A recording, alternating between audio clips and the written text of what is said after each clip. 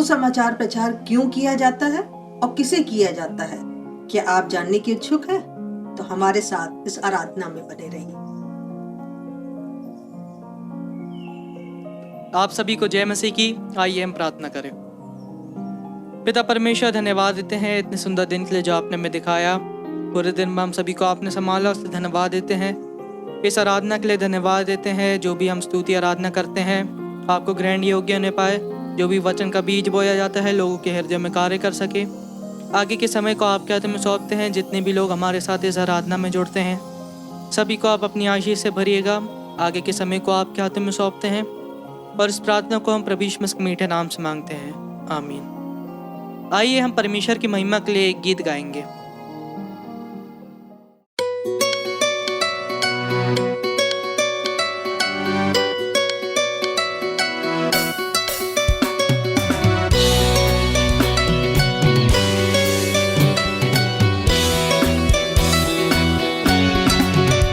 एक आग हर दिल में हमको जलाना है, भटके हुए जीवन को प्रभु से मिलाना है।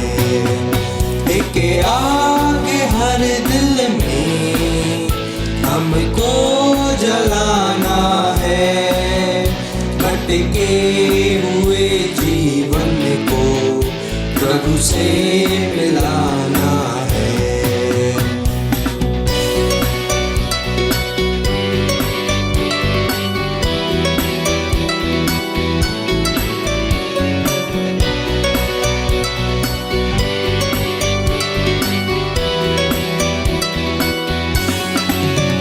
संसार की आशा भरी नजरें हमी पर है, उद्धार का संदेश भी कांधों के ऊपर है।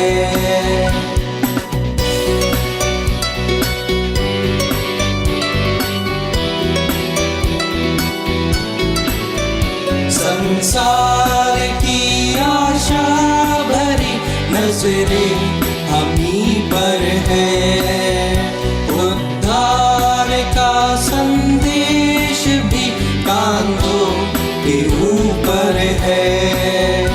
एक दीप से लाखों दिए हमको जलाना है, भटके हुए जीवन को प्रभु से मिलाना है।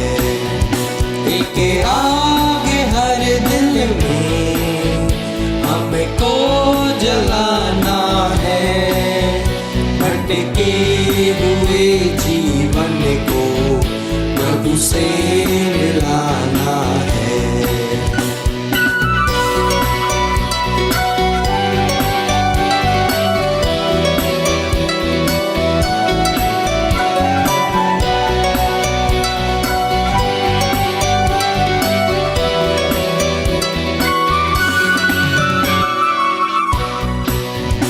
इतने सरल ये रास्ते कल ना खुले होंगे, प्रचार के अवसर हमें हासिल नहीं होंगे।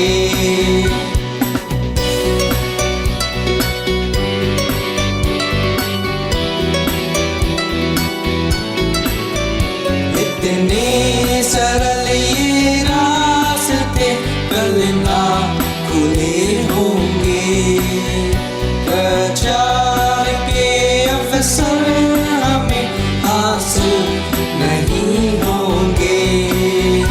तैयार रहना कल हमें खुद को मिटाना है, भटके हुए जीवन को प्रभु से मिलाना है। एक आग हर दिल में हमको जलाना है, भटके हुए जीवन को प्रभु से मिलाना है।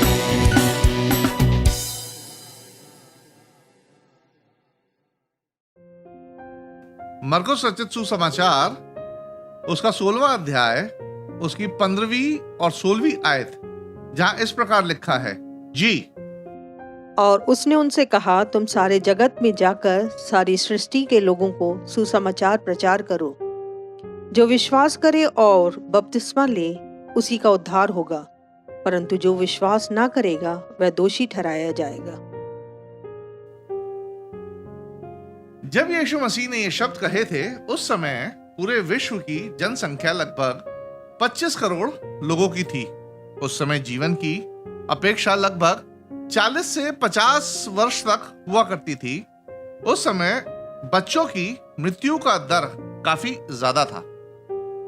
दुनिया की 2/3 आबादी या तो गुलाम थी या फिर बहुत गरीब थी। जीवन कठिन हुआ करता था, जीवन हिंसा से भरा हुआ करता था तथा छोटा हुआ करता था। उस समय अधिकांश लोग पृथ्वी के एक ही हिस्से में रहते थे। उस समय सुसमाचार सुनाने की जिम्मेदारी वो भी 12 अनपढ़ लोगों पर, साथ ही एक शिक्षित प्रेरित पौलुस पर सचमुच एक कठिन कार्य जान पड़ता था। फिर भी प्रियो, इन लोगों ने अपनी पीढ़ी में अपने दिए हुए लक्ष्य को पूरा किया, क्योंकि पवित्र आत्मा कुलूसियों की पत्री से उसके पहले अध्याय और 23वीं आयत में पौलुस के माध्यम से कहता है कि सुसमाचार प्रचार आकाश के नीचे की सारी सृष्टि में किया गया। प्रियो, पहली सदी के बाद से चीजें काफी तेजी से बदलती जा रही हैं। आज तकनीक और विज्ञान के कारण एक आसान और लंबा जीवन लगभग 75 से 80 वर्ष का हो गया है।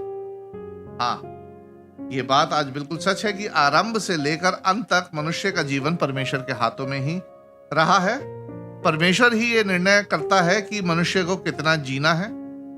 परंतु आज परमेश्वर ने हमें विज्ञान के जरिए संसाधन चिकित्सा दी है, जिससे आज हमारा जीवन आसान और लंबा हो गया है। आज पृथ्वी के हर क्षेत्र के लोग पहले की तुलना में कहीं ज्यादा स्वतंत्रता में रहते हैं। पहले के मुताबिक जनसंख्या आज बहुत तेजी से बढ़ रही है। सन 1800 तक विश्व की जनसंख्या पहली शताब्दी में 25 करोड़ से बढ़कर 1 अरब हो गई है।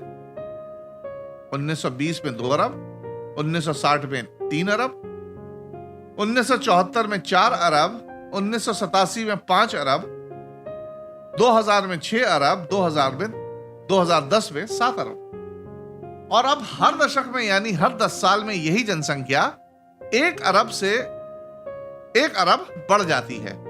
मेरा कहने का मतलब है, जिस जनसंख्या को बढ़ने में 18 सदी लगे, वही जनसंख्या अब हर 10 साल में बढ़ती जा रही है। फिर भी भले ही समाज बदल गए हों, संस्कृतियां बदल गई हों, परंतु प्रियो, परमेश्वर का वचन 2000 साल पहले भी यही था, आज भी यही है और पृथ्वी के अंत तक यही रहेगा।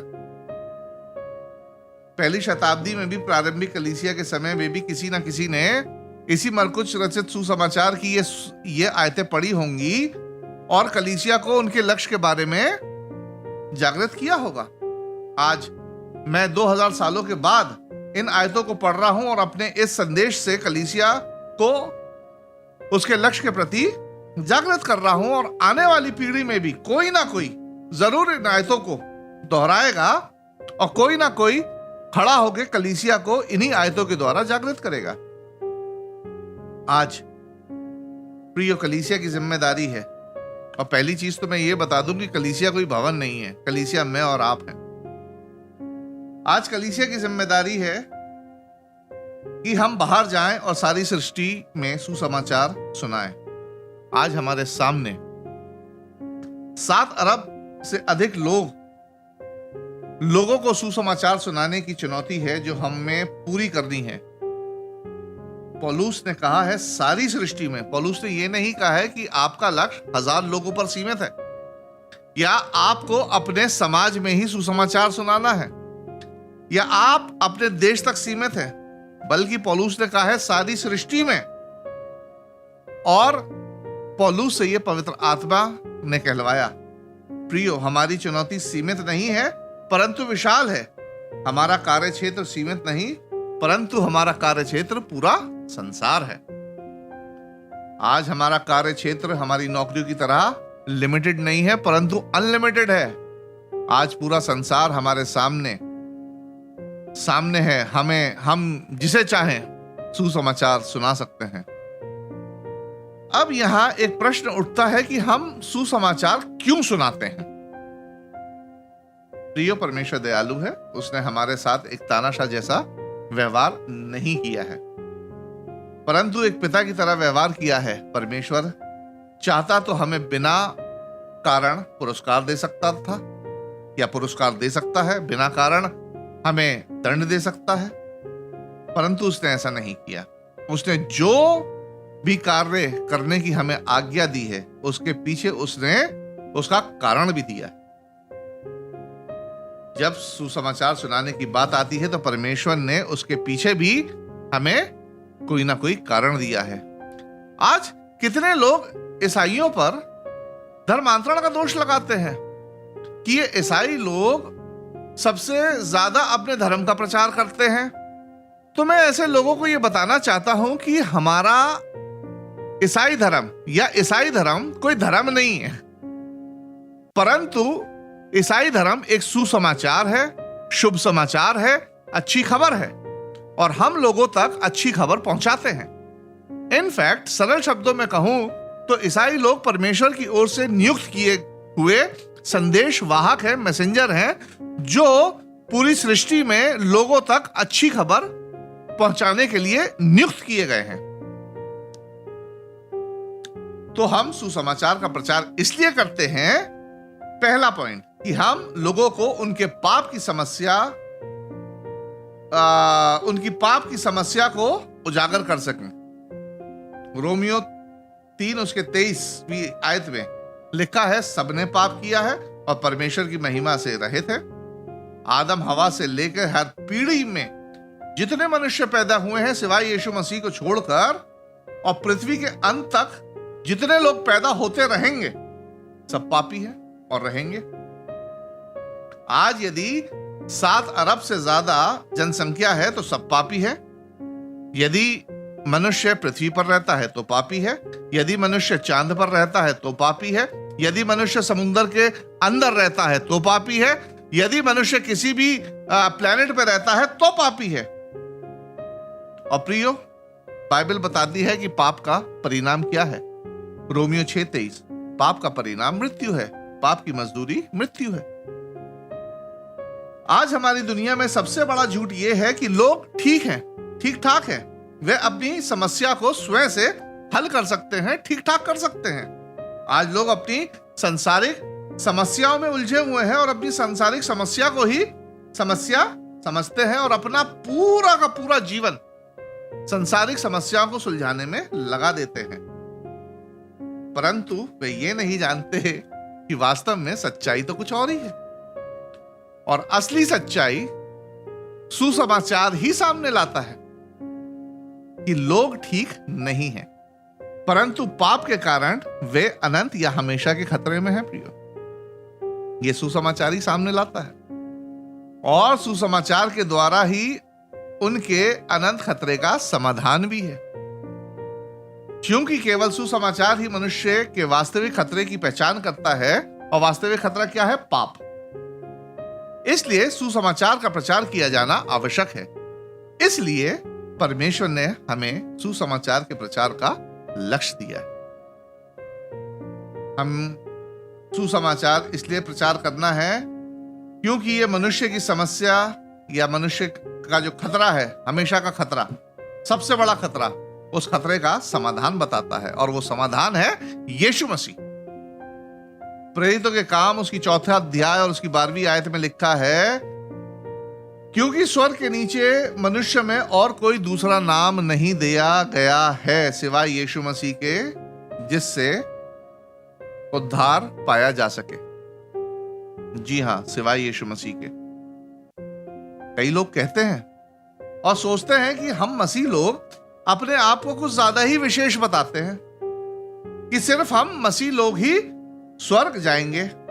मैं ऐसे लोगों से हाथ जोड़कर माफी चाहता हूं और उन्हें यह बताना पसंद करता हूं कि हाँ, हम विश्वासी मसीह लोग सचमुच विशेष हैं और हम ही लोग स्वर्ग में जाएंगे, क्योंकि बिना उद्धार पाए कोई स्वर्ग में नहीं जा सकता है। और परमेश्वर का वचन बताता है कि उद्धार सिर्फ और सिर्फ यीशु मसीह के द्वारा ही मुमकिन है। तो मैं इस बात से कैसे इनकार कर दूं कि हम विशेष नहीं हैं? यदि आपको भी स्वर्ग जाना है तो आपको भी यीशु मसीह के पास ही आना पड़ेगा प्रियो। बिना यीशु मसीह के कोई मुक्ति नहीं है, कोई स्वर्ग नहीं है, परमेश्वर से कोई मेल मिलाप नहीं है और ना ही कोई अनंत जीवन है। अब इस बात के लिए चाहें तो आप मुझसे नफरत कर सकते हैं, आप मुझे गालियां दे सकते हैं, आप मुझे छोटी सोच का समझ सकते हैं, परंतु परमेश्वर के वचन में यही लिखा है और मैं परमेश्वर के वचन को बदल तो सकता नहीं। 2000 साल पहले भी यीशु मसीह था, आज भी यीशु मसीह है और आगे भी यीशु मसीह ही रहेगा, जिसके द्वारा उद्धार मुमकिन है। इसलिए हम सुसमाचार का प्रचार करते हैं।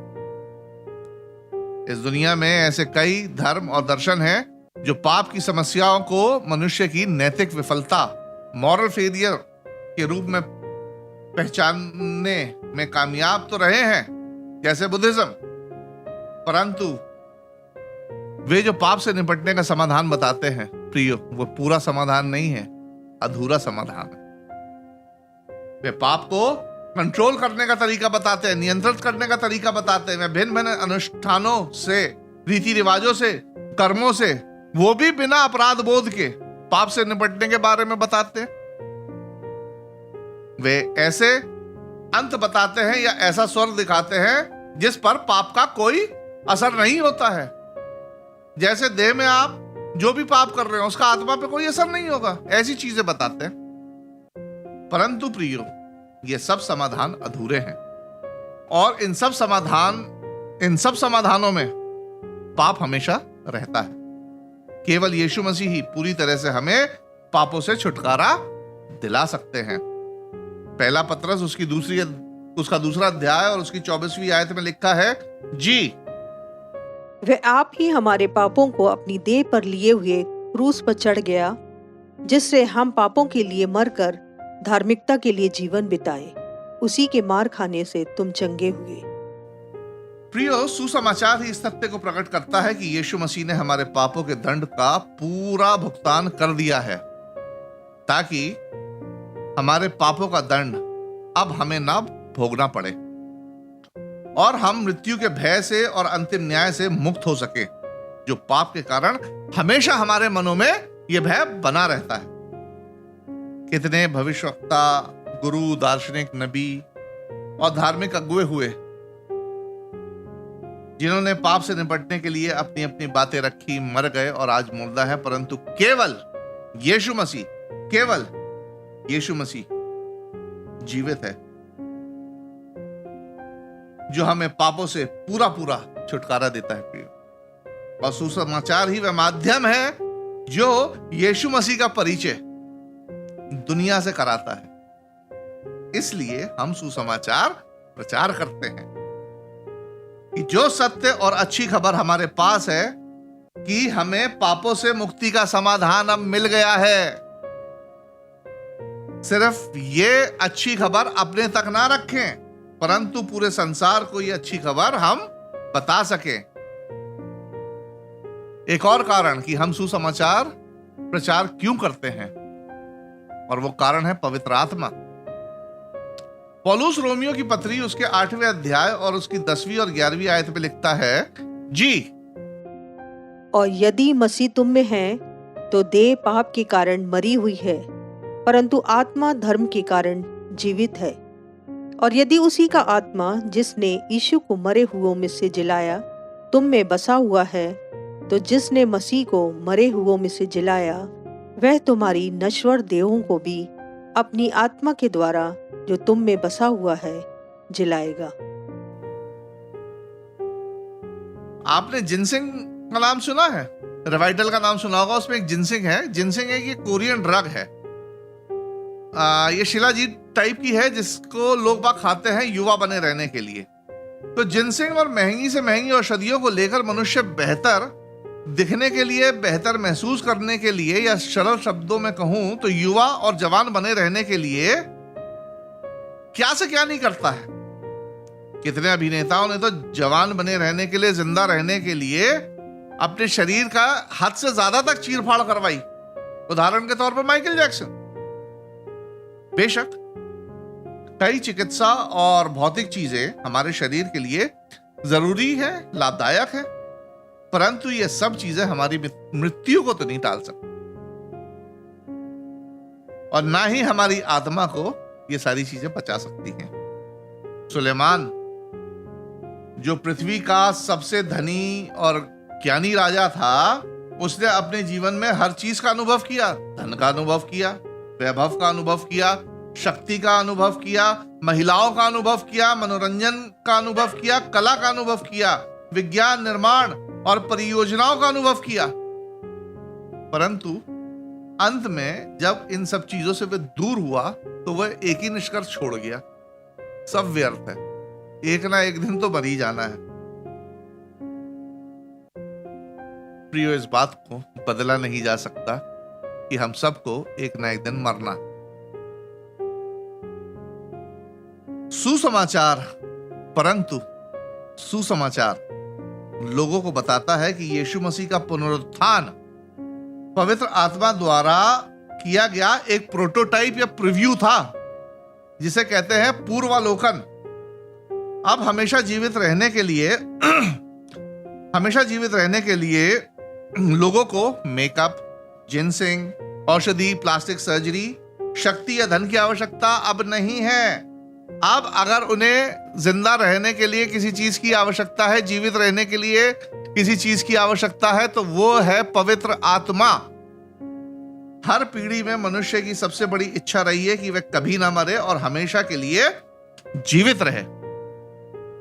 तो समाचार लोगों को उनकी सबसे बड़ी इच्छा के बारे में बताता है कि वे पवित्र आत्मा की सामर्थ्य के द्वारा मरने के उपरांत पुनः जीवित होंगे, ठीक जैसे यीशु मसीह जीवित हुआ था। और ना ही केवल पुनः जीवित होंगे, परंतु हमेशा के लिए जीवित रहेंगे। प्रियो, आज सुसमाचार के माध्यम से हम 7 अरब से अधिक लोगों को पवित्र आत्मा का दान दिलवा सकते हैं। इसलिए हम सुसमाचार का प्रचार करते हैं, ना कि हम धर्मांतरण करते हैं। इसी के साथ मैं अपने अगले प्रश्न पर आता हूं कि उन थोड़े से लोगों ने सुसमाचार का प्रचार कैसे किया। पहली शताब्दी में कुछ ऐसे संयोग पैदा हुए जिसने एक ऐसी स्थिति को उत्पन्न कर दिया जिससे दुनिया भर में सुसमाचार का प्रचार करना संभव हो गया था। जैसे पैक्स रोमाना, रोमी साम्राज्य में 100 साल की अंदरूनी शांति थी, जिसे पैक्स रोमाना नाम दिया गया है, जिसने पूरी दुनिया में मुफ्त बिना रोक टोक इधर उधर जाने की अनुमति दी थी। दूसरी, सड़क व्यवस्था, रोड सिस्टम। इतिहास गवाह है प्रियो कि रोमी लोग सड़क निर्माता थे, इसलिए इतिहास में पहले से अधिक इस समय लोग ट्रैवलिंग कर रहे थे, अधिक तेजी से, आसानी से यात्रा करने में सक्षम थे। यूनानी भाषा, ग्रीक लैंग्वेज, उस समय यूनानी भाषा आज की अंग्रेजी भाषा जैसी सर्वव्यापी यूनिवर्सल भाषा थी। लगभग हर देश और हर संस्कृति में यूनानी भाषा का प्रयोग होता था, जिससे सुसमाचार को एक संस्कृति से दूसरी संस्कृति में और एक देश से दूसरे देश में फैलाने में मदद मिली। फिर यहूदी आराधनालय प्रणाली। यहूदियों ने दुनिया भर की यात्राएं की थी और हर बड़े शहर में अपने प्रार्थना के घर स्थापित किए थे। इन प्रार्थनाओं के घरों को सिनेगॉग्स भी कहा जाता है। जब पतरस ने प्रचार शुरू किया तो यहूदी आराधनालय सुसमाचार प्रचार के लिए एक तैयार और असरदार मंच के रूप में सामने आए। परमेश्वर ने सारी सृष्टि में सुसमाचार प्रचार करने की आज्ञा तो जरूर दी थी, परंतु साथ में उसने सारे संसाधनों को भी उपलब्ध कराया था। प्रियो, हर समय हर पीढ़ी में परमेश्वर अभी भी संसार का सब कुछ है। मनुष्य सोचता है आज सभी संसाधन और तकनीक मनुष्य के लाभ के लिए हैं, जरूर हैं, परंतु परमेश्वर अपनी महिमा के लिए और सुसमाचार प्रचार के उद्देश्य के लिए इनका उपयोग कर सकता है और करता है और करता रहेगा। आज भले ही 7 अरब से ज्यादा लोग हैं, हमारी पीढ़ी को इन सब लोगों को सुसमाचार सुनाने का प्रभार और लक्ष्य दिया गया है। हमारे लिए चुनौती काफी बड़ी है, परंतु आज परमेश्वर ने हमें सुसमाचार प्रचार करने के संसाधन भी प्रदान किए हैं। जैसे भाषा, आज अंग्रेजी भाषा सर्वव्यापी भाषा है और जहां ये बोली नहीं जाती है वहां लोग इस भाषा को सीखना चाहते हैं। आज ये सर्वव्यापी संचार की भाषा है, लैंग्वेज ऑफ यूनिवर्सल कम्युनिकेशन। छपाई, प्रिंटिंग, पहले सदी में लोगों के पास सिर्फ चंद लिखित किताबें और चंद चिट्ठियां हुआ करती थी। उस समय कोई भी चीज प्रिंटेड नहीं थी। आज परमेश्वर का वचन बाइबल दुनिया के हर देश में, हर भाषा में अनुवाद किया गया है और छापा गया है और बांटा गया है। आज लोग इंटरनेट के माध्यम से किसी भी भाषा में बाइबल तथा उसकी व्याख्या को मुफ्त में देख सकते हैं। मोबिलिटी, आवागमन, आज हम दुनिया में पहले की अपेक्षा से कहीं ज्यादा तेजी से, आसानी से और किफायती तरीके से यात्रा कर सकते हैं। प्रियो, 7 अरब से ज्यादा लोगों तक पहुंचना कहें तो ये एक असंभव कार्य लगता है, परंतु आज हम सिर्फ 12 या 13 लोग नहीं हैं, परंतु आज यीशु मसीह के शिष्य करोड़ों में हैं, वो भी संसाधनों के साथ लेस। तो आज ये लक्ष्य कोई कठिन नहीं है, बस हमें बिना एक दूसरे को देखे हमें अपना कार्य शुरू कर देना चाहिए। सुसमाचार का प्रचार का कार्य शुरू कर देना चाहिए। हो सकता है कि कई लोग आपसे प्रोत्साहित होकर वो भी सुसमाचार का प्रचार शुरू कर दें, और अगर ऐसा होता है तो इस बात का श्रेय किसी और को नहीं, आप ही के हक में जाएगा। अभी तक हमने देखा कि पहली शताब्दी में लोगों ने कैसे प्रचार किया था। आगे प्रश्न ये उठता है कि हम कैसे और कब हमें सुसमाचार प्रचार करना है, कैसे हमें करना है और कब करना है। आज हमारे पास जो भी उपलब्ध साधन हैं, हम उनका उपयोग करके सुसमाचार का प्रचार कर सकते हैं। परमेश्वर ने प्रियो हम सबको एक अच्छी बुद्धि दी है।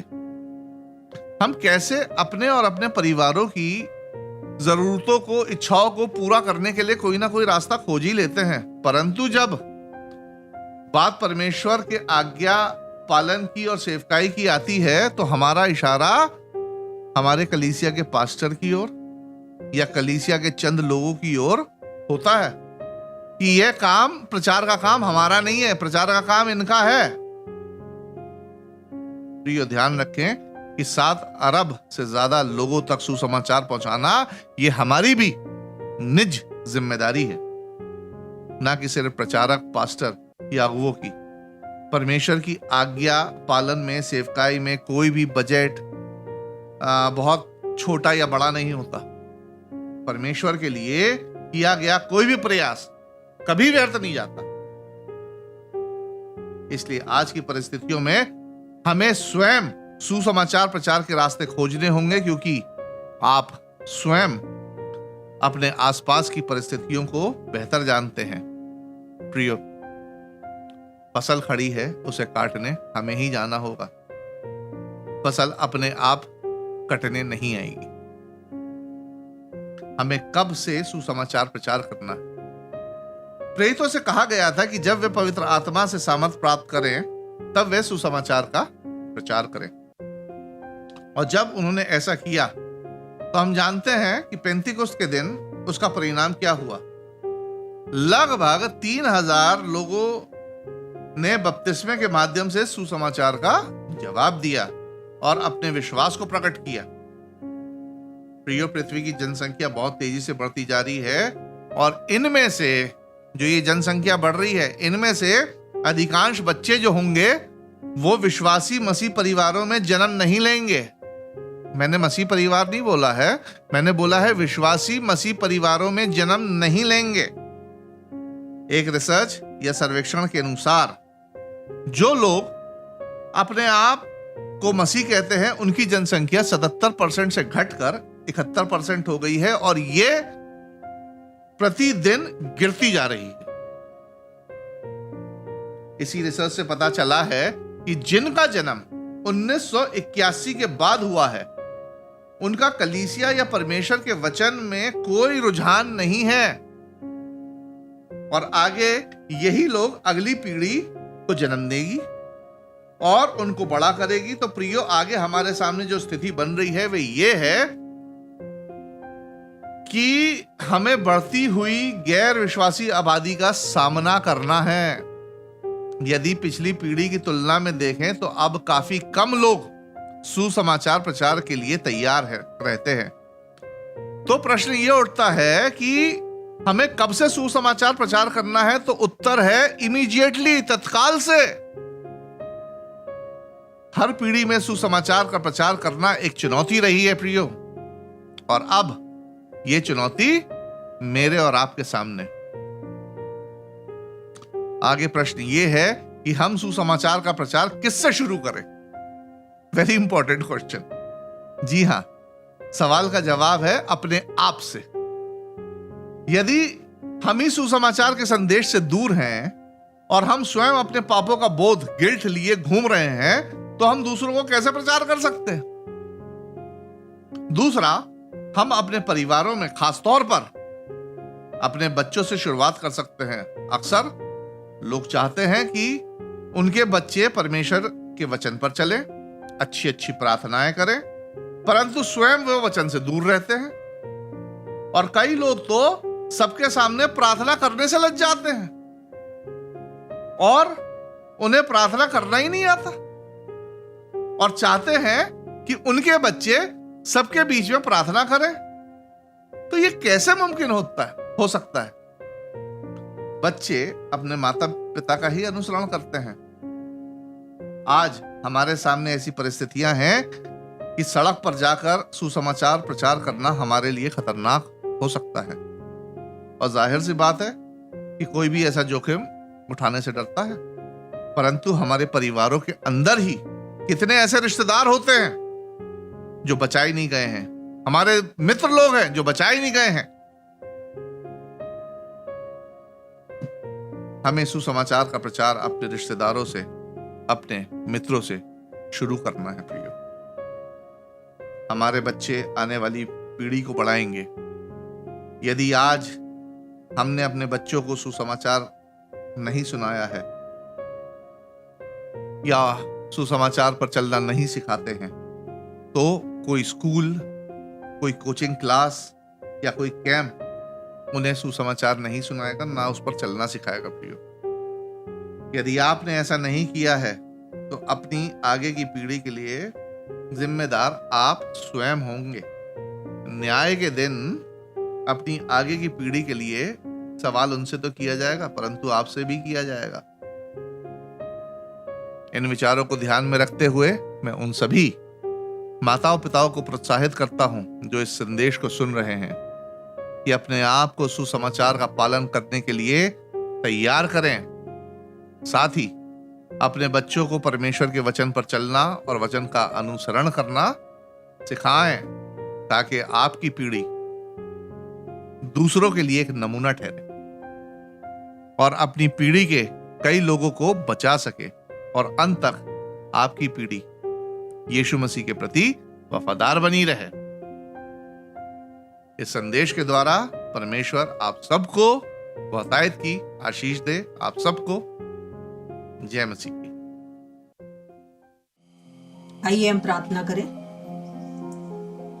धन्यवाद धन्यवाद धन्यवाद जीवित महान सर्वशक्तिमान पिता परमेश्वर, प्रभु यीशु मसीह के नाम में समय तेरे पास आती हूँ धन्यवाद देती हूँ मेरे खुदावंद इस सुंदर मौके के लिए कि तूने हमें इस योग्य समझा कि हम तेरी स्तुति आराधना करने पाते हैं, तेरे वचन का प्रचार करने पाते हैं, तुझसे प्रार्थना करने पाते हैं। पिता परमेश्वर धन्यवाद देते हैं, आज पूरे दिन के लिए धन्यवाद देते हैं मेरे खुदावंद, जो तूने हमें एक नया दिन दिखाया है। पिता परमेश्वर, तेरे दास के द्वारा जो वचन का बीज बोया गया है लोगों के हृदय तक पहुंचने पाए और हर एक मसीह जन को ऐसा बोझ दे मेरे खुदावन की सुसमाचार प्रचार के कार्य में आगे आए और देश के कोने कोने में सुसमाचार प्रचार किया जा सके। प्रभु, जितने लोग ऑनलाइन के माध्यम से इस आराधना में वचन को सुनते हैं, हर एक को नाम बनाम आशीष दीजिए। सारी बातों के लिए हम धन्यवाद देते हुए इस विनती को प्रभु यीशु मसीह के नाम में, आमीन।